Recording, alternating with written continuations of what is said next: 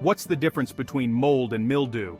We're all familiar with colorful spots of something growing in our showers and in other dark, damp areas in our homes, but you may not know what to call it. Is it mold, or is it mildew? What is the difference between the two anyway? Both terms refer to fungus, but as it happens, it's a squares versus rectangles situation. Mildew is a type of mold. The term typically describes fungi that grows flat, on surfaces like the walls of your shower or windowsills. There are also several types of mildew that are specific to plants. Powdery mildew and downy mildew are parasites that grow on certain trees, flowers, and crops, for example. While mold might be a colorful green or black, mildew is typically white.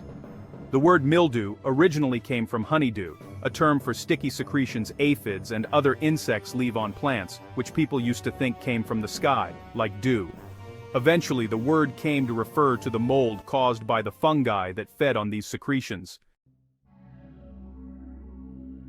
Most of the household growths we refer to as mold belong to just a few families of fungi species. According to the CDC, the most common indoor molds are Cladosporium, Penicillium, Aspergillus, and Alternaria. Household molds can be a variety of colors, from orange-brown to green to gray to black. Note that not all mold that is black in color is the more toxic species we call black mold, or Stachybotrys. In contrast to the powdery texture of mildew, molds are typically fuzzy or slimy. In nature, mold can play an important role in the ecosystem, breaking down dead plants and leaves. In your house, those decomposition abilities aren't quite so welcome.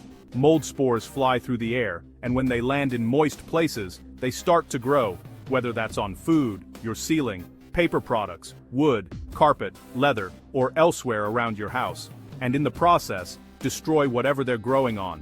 Unlike mildew, most molds grow down into the surface of its habitat, making them more difficult to remove.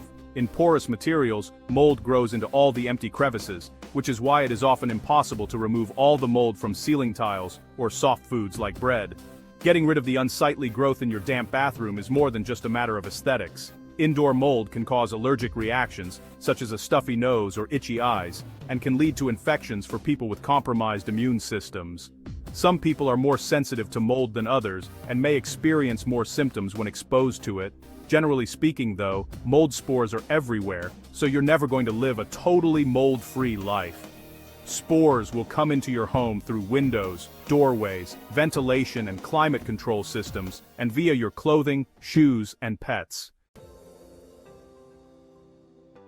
But there's only one way to effectively inhibit mold growth at home: get rid of the moisture. That means fixing leaks, getting better ventilation, and possibly running a dehumidifier, according to the CDC's recommendations on mold.